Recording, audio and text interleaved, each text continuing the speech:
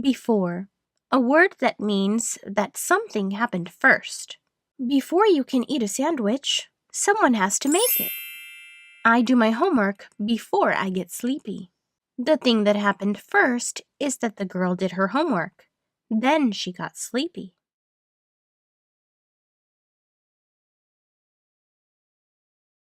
Say one of our sentences, or tell your neighbor what you do before you go to bed.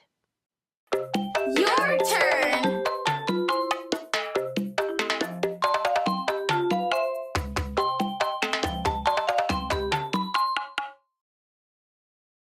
Wordplay? The beginning part of our word is be, and that is simply be. The rest of our word is for. Now our first sound there is f, so we write an F. Then we have or, and that is OR. Now the last thing we do to before is add a silent E at the end. Before. B-E, F-O-R-E. Wrap up? Before. A word that means that something happened first.